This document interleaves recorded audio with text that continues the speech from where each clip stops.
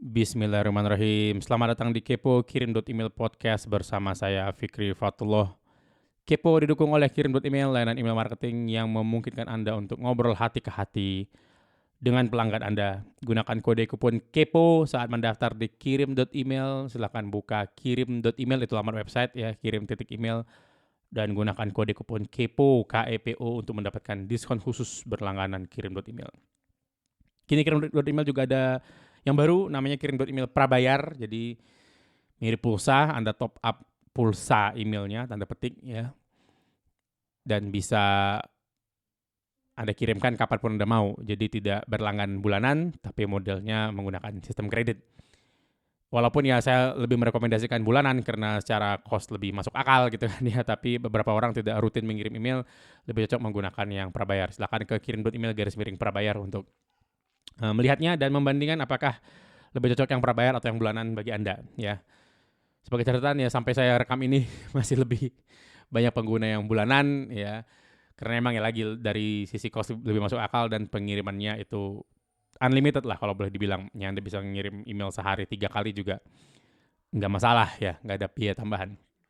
Oke, selesai ngobrolin Kirim.emailnya, sekarang saya mau bahas sesuatu yang entah ya belakangan saya lihat muncul lagi. Saya nggak tahu kenapa, mungkin gara-gara kemarin sempat ekonomi sempat menurun karena dampak COVID-19 ya. Tapi campaign-campaign sejenis keluar lagi dan saya ingin membahas ini sedikit. Saya menyebutnya namanya pengemis tersembunyi. Ya. Apa itu maksudnya? Ya. Ya saya entah ya, saya dididik, saya belajar, saya belajar oleh guru-guru bisnis terutama, dan dididik untuk jadi pebisnis yang mandiri lah gitu ya. Semua itu mandiri, traffic itu harus mandiri. Artinya ya kita sebagai organisasi, kita sebagai sebuah perusahaan itu saling rangkul, dan kemudian kita itu ya tidak mengharapkan bantuan pada siapapun selain Allah gitu loh ya. Itu esensinya itu seperti itu gitu loh ya. Intinya kita mencoba yang terbaik ya, we'll do our best gitu kan. Terus ya sudah, sisanya serahkan pada Allah. Intinya sih seperti itu ya. Nah, belakangan itu dan beberapa marketplace saya lihat itu muncul lagi campaign-campaign, wah dukunglah beli produk Indonesia, dukunglah produk Indonesia.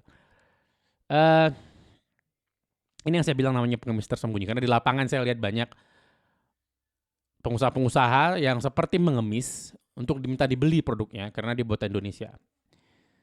Ya buat saya ini sedikit mencoreng produk-produk Indonesia yang luar biasa bagus. Dan jangan salah, itu banyak sekali ya. Dan saya bangga itu dibuat di Indonesia. Jadi kebalik. Ya, kebalik. Saya bangga dia buatan Indonesia karena dia bagus. Bukan karena saya beli karena dia produk Indonesia terlepas dia bagus atau enggak. Tapi ya saya agak nggak peduli dia buatan mana sebenarnya, tapi saya beli karena emang dia bagus dan itu bisa digunakan sesuai dengan apa yang dijanjikan oleh si pemilik produk itu. Ya, dan kebetulan dia adalah buatan Indonesia dan beberapa produk itu buatan teman-teman saya. Ya sudah gitu loh. Ya. Dan dalam mempromosikan produk itu pun mereka tidak menggunakan istilah-istilah yaitu ya, ini buatan Indonesia, ayo dibeli, dukung produk lokal. Enggak, saya tidak pernah menggunakan kalimat-kalimat tersebut dalam mempromosikan Kirim.email dari awal, dan produk-produk buatan Indonesia yang terbaik yang saya tahu tidak pernah saya lihat menggunakan kalimat-kalimat seperti itu. Ayo dukung produk lokal, beli produk Indonesia, tidak. Ya kalau Anda mau bikin movement beli produk Indonesia silahkan, itu saya tidak salahkan ya. Tapi sebagai pengusaha itu jangan berpromosi seperti mengemis gitu loh. Ya, beli ayo dong, dibeli karena produk Indonesia. Value-nya bagi si pembeli apa gitu loh. Ya misalnya saya mau beli gitu ya. Kemarin saya cari beberapa produk gitu kan. Pertimbangan saya apakah pertimbangan saya karena dibuat di Amerika atau di Cina atau di Indonesia? Enggak. Pertimbangan saya apakah produk itu yang pertama adalah bisa menyelesaikan masalah yang saya punya. Ya. Itu poin pertama kan gitu ya. Mau dia dibuat di manapun itu nggak penting kalau dia nggak bisa beresin masalah itu gitu loh. Ya. Yang kedua ya mungkin rasio harga dan fungsi dan ketahanan mungkin gitu ya, dan lain-lain gitu loh. Baru dia buatan mana itu mungkin nomor ke-70 berapa gitu ya. Saya sih nggak tahu ya, ini mungkin hanya saya, tapi ya mungkin juga teman-teman dekat saya juga seperti ini karena kami punya pemikiran yang sama lah di sini gitu ya.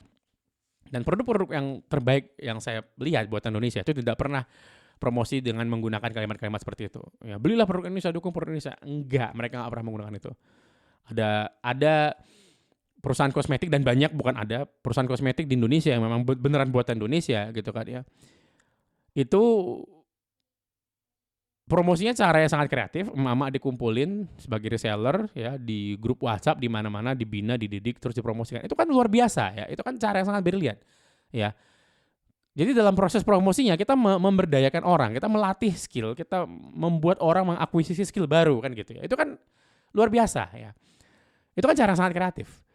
Dan cara-cara itu tidak akan keluar kalau kita males berpikir dan udah gampang aja, udah beli dong karena ini produk Indonesia, kamu harus dukung gitu loh. Lah siapa lu kan gitu ya. Kok ngatur-ngatur sih saya harus beli apa kan gitu ya. Dan ini kejadian di saya ya. Kemarin ada yang beberapa kali lah ya. Mas kok beli itu sih, Mas nggak mendukung produk lokal? Hah?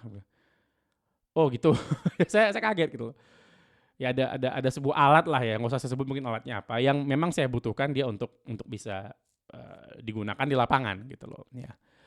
Saat darurat atau saat dibutuhkan dia harus reliable, bisa diandalkan. Ya. Ya sudah saya beli.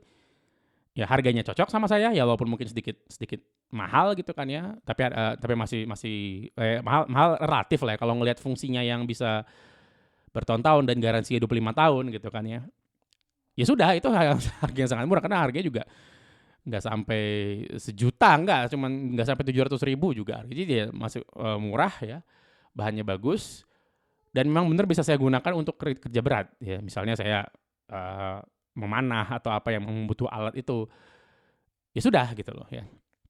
Saya nggak ngeliat dia buatan mana gitu kan, buatan Cina kayak buatan apa kayak enggak. Yang penting bisa nggak beres, bisa nggak digunakan di lapangan dengan keras, bisa. Ya sudah saya beli gitu loh ya. Selesai. Dan sekarang entah ini mungkin tahun ke-3, tahun ke-4 saya masih punya alatnya dan masih berfungsi seperti saat saya beli pertama kali gitu loh. Ya, jadi tanda petik investasi yang saya keluarkan nggak sampai 700.000 itu kali berapa tahun gitu kan ya, itu sudah sangat luar biasa kan gitu ya, nilai baliknya gitu. Kasus yang sama terjadi lagi kemarin saat saya butuh pisau ya. Saya butuh pisau yang kuat, saya butuh pisau yang agak reliable ya, untuk di lapangan gitu loh. Ya, untuk ya mungkin ya tadi ya saya manah gitu kan, saya pakai pisau itu untuk mungkin untuk Anda yang nggak pernah manah, saya mungkin cerita sedikit ya. Jadi kalau anak panah itu nancep di pohon gitu kan, itu salah satu cara terbaik ngelepasnya adalah kita chop itu apa ya, kita cacah kayu di sekeliling anak panah itu dan kita cabut bersama dengan kayunya, anak panahnya baru kita serut di luar gitu loh, kita lepasin saat dia sudah lepas dari pohon itu gitu ya. Karena kalau beberapa anak panah kalau kita tarik langsung itu mata panahnya bisa lepas atau bisa patah anak panahnya yang ya intinya useless, nggak bisa dipakai lagi anak panahnya gitu ya. Nah untuk itu kita butuh pisau yang fix blade, jadi bukan pisau lipat udah nggak bisa. Kita butuh pisau yang bagus dan yang saya beli buatan Indonesia. Ya itu handmade di Indonesia. Udah sangat bagus sekali ya, sangat bagus sekali. Dan ya lagi, saya nggak ngeliat di buatan mana. Saya nggak ngeliat di buatan mana. Awalnya saya emang hanya mencari pisau untuk di lapangan. Ya mungkin Anda yang pernah camping atau Anda yang pernah naik gunung gitu, atau Anda pernah aktivitas outdoor mungkin familiar dengan istilah bushcraft ya. Nah saya cari pisau bushcraft, pisau untuk ya camping di lapangan. Walaupun saya belakangan ya nggak camping amat lah gitu ya. Udah lama banget saya nggak camping. Tapi saya butuh pisaunya untuk ya tadi ya, untuk mana misalnya dia nancep anak panahnya dan lain-lain lah gitu loh, untuk serut anak panah baru, whatever lah gitu. Intinya saya butuh ya. Dan ya saya cari ya yang harganya masuk akal gitu kan ya. Mungkin saat itu saya cari di kisaran ya, saya nggak ada ekspektasi saat itu, saya nggak familiar dengan dunia pisau yang ternyata komunitasnya sangat besar dan saya sekarang jadi tahu komunitasnya. Saya nggak tahu tentang dunia pisau, saya nggak tahu apa itu full tank, saya nggak tahu apa itu baja-bajanya yang digunakan, baja D2, baja per, saya nggak tahu, benar saya buta ya. Saya riset sedikit, saya dapat yang saya mau yang bisa di lapangan, artinya nggak bisa terlalu korosif, artinya harus bisa bertahan cuaca kan, air segala macam, dia nggak bisa langsung, kalau bisa jangan yang langsung berkarat gitu kan. Tapi satu sisi yang stainless steel, yang pisau dapur itu bahan pisau dapur biasa juga nggak bisa, kenapa? Terlalu susah diasah di lapangan. Ya. Dari riset saya tahu sedikit dan saya mulai riset dan yang ketemu itu pisau Indonesia. Ya, dibuat handcraft di Indonesia. Saya lihat, wah ini kok bagus. Saya beli dan beneran bagus. Luar biasa bagus, ya. Dan ya saya nggak kaget, nggak apa ya, karena itu sudah ekspektasi ya. Kenapa? Karena ya saya lihat bahannya, saya lihat cara pengolahannya, motongnya, ya. Saya lihat track record orangnya memang bagus, banyak yang beli sama dia memang puas, ya sudah saya beli dan beneran bagus, ya. Dan saya sudah memiliki pisau ini berapa bulan lah gitu ya. Dan performa bagus, tajam, sangat minor diasah, saya hanya ngasah-ngasah dikit dan sampai sekarang masih perform, ya. Dan mungkin bisa dibawa untuk kurban nanti, mungkin saya nggak tahu ya. Nah, itu yang dua kondisi yang menggambarkan ya kondisi saya. Ya, saya satu beli tools yang buatan luar karena fungsinya, dan yang kedua saya beli pisau buatan Indonesia karena fungsinya dan dua-duanya perform dengan sangat bagus. Ya. Dan dua-duanya saat saya search itu nongol. Artinya apa? Mereka berdua menguasai marketing, gitu ya. Selesai kan gitu. Ya jadi jika Anda menguasai marketing, Anda bisa bikin campaign yang kreatif. Anda nggak perlu mengemis gitu loh, minta beli dong ini buat Indonesia, beli dong karena saya butuh makan gitu loh. Iya, saya juga butuh makan gitu kan. Kalau manusia nggak makan 10 hari ya koit lah kan gitu kan ya. Jadi ini yang saya dan ini didukung oleh perusahaan-perusahaan besar ya dengan agenda-agenda bisnisnya. Jadi dibuatlah sebuah movement di marketplace. Ayo beli Indonesia, dukung produk Indonesia. Yang itu untuk kepentingan mereka sebenarnya, bukan untuk kepentingan orang-orang yang berjualan di dalamnya gitu kan ya. Jadi dan itu mengajarkan pengusaha pebisnis di Indonesia itu untuk mungkin mengemis lah seperti itu kan. Oh belilah karena ini produk Indonesia, dukung.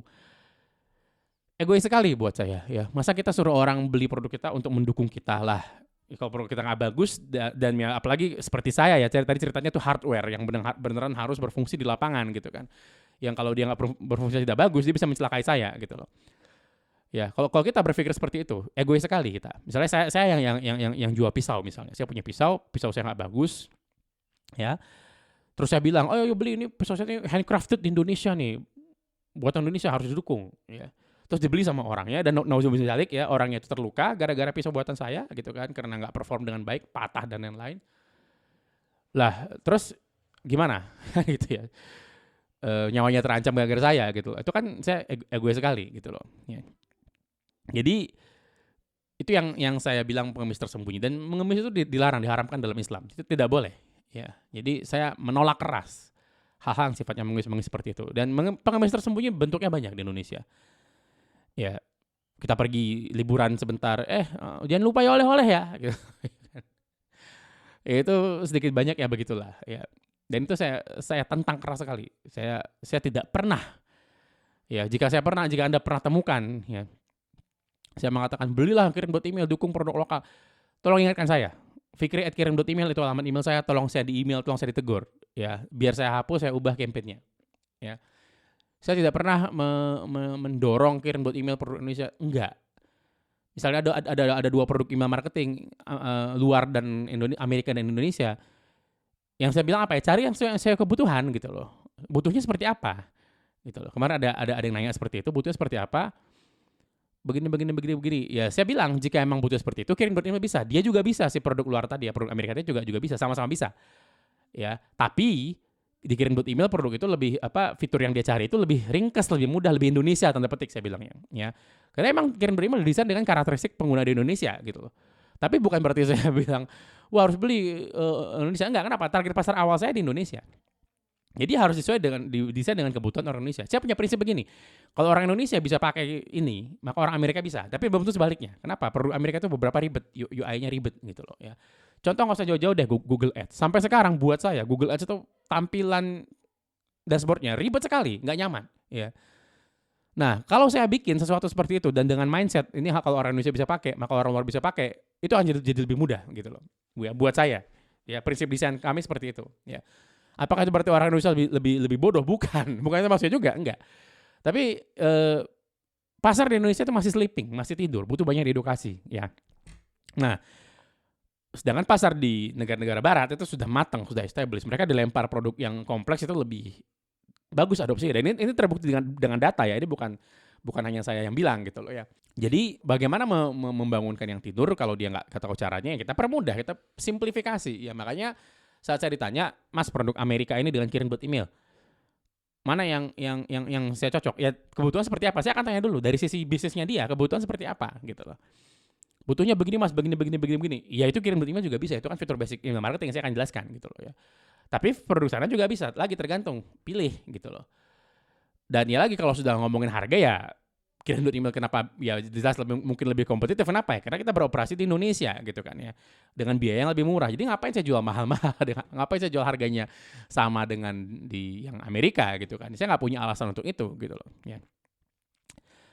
Jadi ya bukan artinya saya mau perang harga, enggak gitu. Cuman ya kirim email juga untuk aplikasi di Indonesia juga banyak yang bilang tidak tergolong murah gitu kan ya. Tapi jika dibandingkan dengan aplikasi yang dari Amerika ya kita jauh mungkin ya lebih murah ya.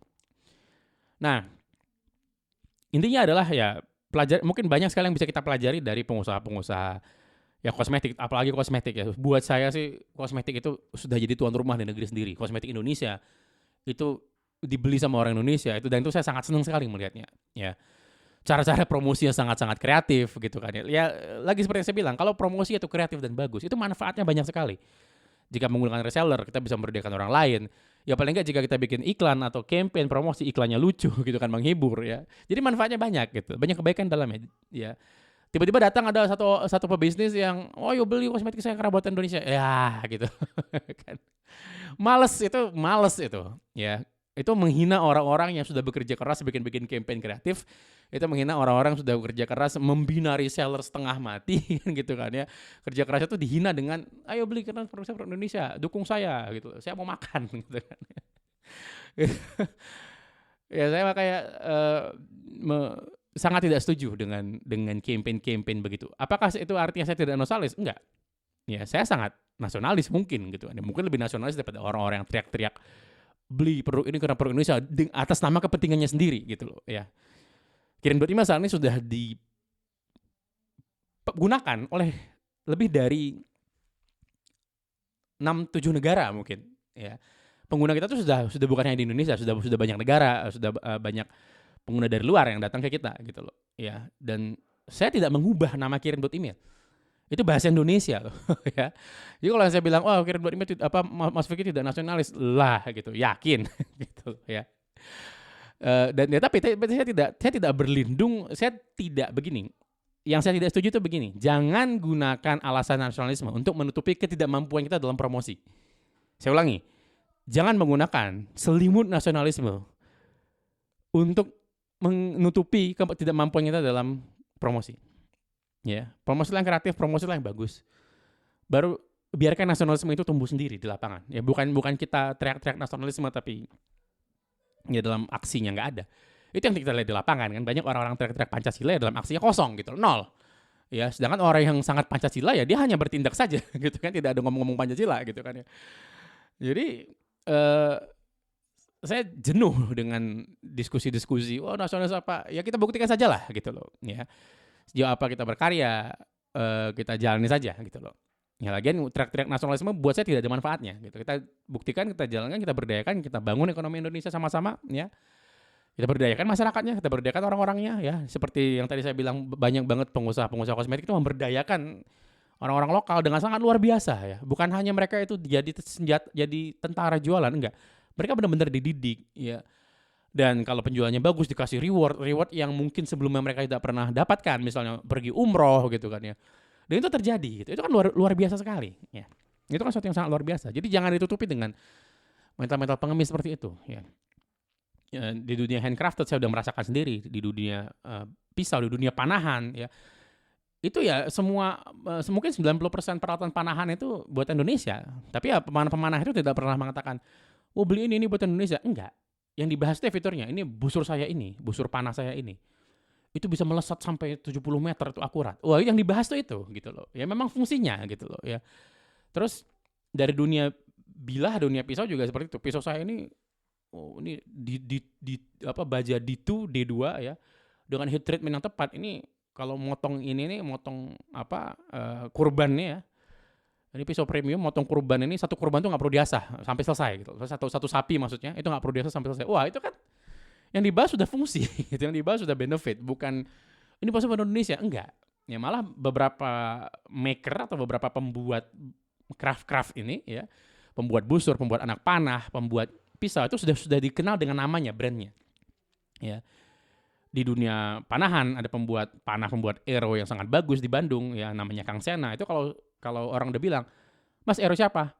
Saya bilang, "Arrow yang Kang Sena." "Wah, iya. Udah pada ngerti semua gitu. Oh, ini bagus nih, lurus." Udah pada tahu itu nama beliau sudah sangat terkenal di mana-mana, ya.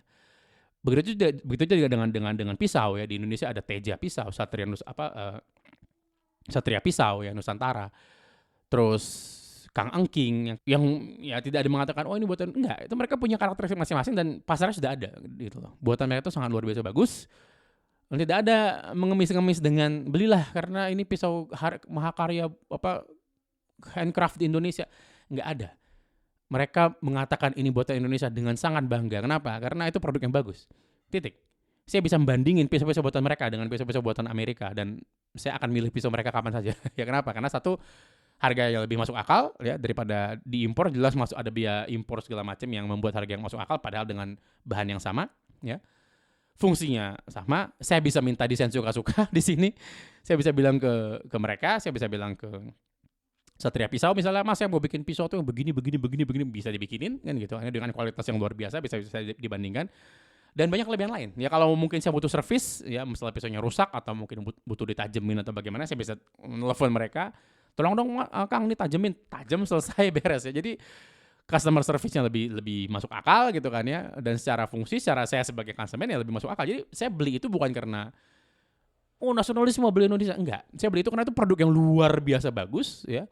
Saya beli produk itu karena mereka orang-orang yang mensupport customer-nya ya. Kalau saya butuh mereka ada gitu kan, nggak ngilang tiba-tiba gitu. Dan ya itu produk yang bagus. Ya, overall di lapangan digunakan itu bagus dan bukan hanya saya ngomong. Ya, bukan hanya saya yang bilang. Ada beberapa orang yang menghabiskan waktunya berhari-hari di hutan dengan pisau-pisau mereka. Mengandalkan alat-alat dari mereka untuk bertahan hidup gitu loh ya, bikin api, masak segala macam dengan tools mereka. Jadi mereka bertanggung jawab. Maker-maker atau pembuat-pembuat bila ini bertanggung jawab ya dengan nyawa manusia gitu kan. Kalau bisa mereka tidak perform di luar sana, di hutan, di tengah hutan, ya gimana gitu loh kan, nggak bisa bikin api atau apa, bagaimana gitu. Ya bayangkan Anda buat produk yang dimana orang menggantungkan nyawanya pada Anda ya. Dan alhamdulillah saya berada di lingkungan seperti itu ya. Saya berada di lingkungan orang-orang yang ya fokusnya pada kualitas. Kemarin saya juga dari brand yang cukup besar ya, Eiger. Saya ngobrol sama orang Eiger. Eiger juga bikin ya peralatan outdoor ya. Dari mulai karabiner, yang basic sampai yang tadi ya cukup advance seperti pisau bushcraft gitu kan ya. Saya tanya kemarin, "Mas, ini buatan mana ya?" "Ini buatan Indonesia, Pak." Loh ya. Saat saya nanya itu saya lagi megang pisau lipatnya mereka, folding knife ya. Ada beberapa komponen yang kita impor dari Cina, Pak, dan dia akui gitu kan, ini dari Cina, Pak. Tapi semuanya saya dari Indonesia gitu. "Oh, semua termasuk bajanya?" saya tanya, "Termasuk bilanya?" "Iya, itu buatan Indonesia." Dia bilang. "Oh, oke," gitu. Dan itu bagus sekali. Anda kalau pernah ke Eiger, tokonya Eiger, Anda cari pisaunya, Anda pegang langsung, ya jangan dengerin kata-kata saya. Coba Anda datang aja gitu kan ya. Anda pegang langsung pisau lipatnya atau pisau berburunya atau pisau bushcraft-nya atau ya yang lain lah, produk Eiger yang lain, ya terserah. Anda akan merasakan kualitas di situ. Ya, Anda akan pegang itu, Anda akan wah gitu loh. Anda akan tahu Eiger ini ya Anda akan ngerasa saya tuh berpikir ya, pantas Eiger bisa bertahan segini lama ya dengan pembeli segini loyal karena saat kemarin ada PSBB di Bandung dan begitu PSBB-nya dibuka gitu atau dilonggarkan, itu Eiger tuh rame banget gitu ya. Saya ke tokonya Eiger kemarin sebentar, ada mau saya cari dan itu rame sekali. Saya ngantri di kasir tuh entah berapa lama mungkin gitu ya. Dan itu kan luar biasa ya. Ya mungkin orang habis PSBB pengen naik gunung ya, mungkin seperti seperti saya kan pengen camping, mungkin setelah ketahan di rumah nggak bisa kemana-mana, pengen ke hutan atau ke gunung atau kemana lah kan gitu kan ya. Jadi Eiger tuh rame, mungkin ya, ada yang beli tenda, tenda loh bayangin.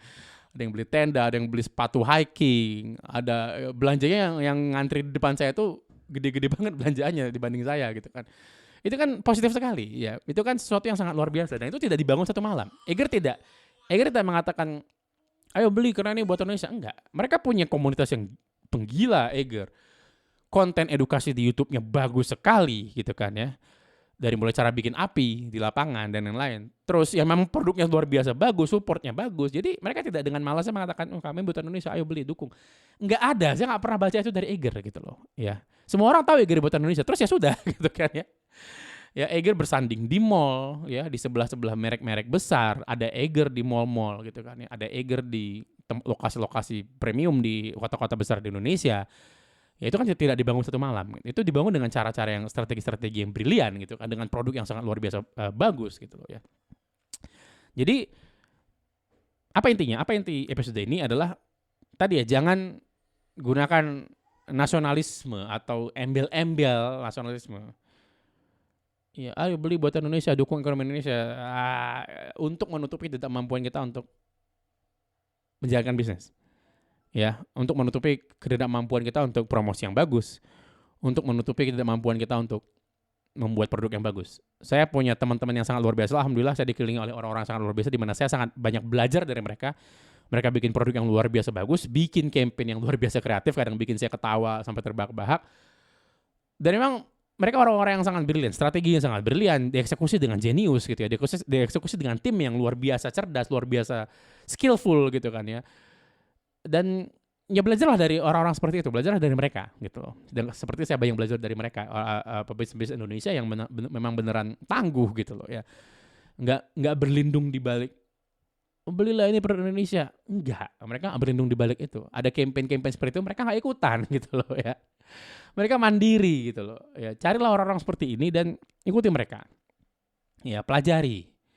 Kalau misalnya mereka buka reseller, jadilah reseller mereka jika Anda belum punya bisnis gitu kan. Hiduplah di dalam budaya itu gitu loh. Rasakan gitu loh.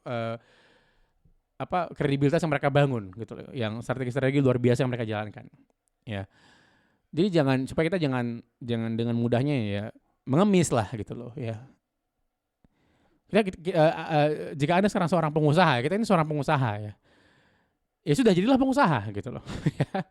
Jadilah pebisnis, jadilah marketer, jadilah seller yang handal, jadilah pembuat produk yang handal ya. Itu tugas kita. Belajarlah gitu loh. Ya, saya juga masih sangat banyak sekali belajar, saya banyak sekali yang saya nggak tahu. Ya. Tapi satu hal yang saya tahu, saya tidak akan pernah menyebutkan belilah produk ini karena ini buatan Indonesia. Saya tidak akan pernah menyebutkan itu lagi. Ya. Mungkin dulu di masa lalu saya pernah menyebutkan, saya nggak tahu ya. Tapi seingat saya, sepanjang saya dari Kirim.email berdiri, saya tidak pernah mengatakan, ayo dukung aplikasi lokal. Tidak. Kirim.email, aplikasi email terbaik di Indonesia, itu yang saya sebutkan ke diri saya sendiri. Saya buat. Ya. Dan saya pernah mengatakan ke co-founder saya dulu, saya mengatakan ke dia, insya Allah dari sini, saya bilang, kompetitor kita itu adalah merek-merek dari Amerika yang sudah punya masa yang luar biasa, sudah punya basis pelanggan loyal. Bagaimana kita akan bersaing dengan itu? Gitu loh. Ya, itu yang saya katakan. Dan saya tahu saya nggak akan bisa bersaing dengan mereka dengan hanya mengatakan belilah ini karena ini buatan Indonesia. Enggak. Saya sangat egois. Saya bisa merusak bisnis orang dengan saya ngomong begitu. Ya. Jadi carilah caranya, jangan egois ya. Kita jangan egois, carilah cara yang terbaik, carilah cara promosi yang terbaik. Buatlah produk yang bagus. Ya. Sehingga suatu saat orang baca ini made in Indonesia, itu mereka mengasosiasikan itu dengan quality.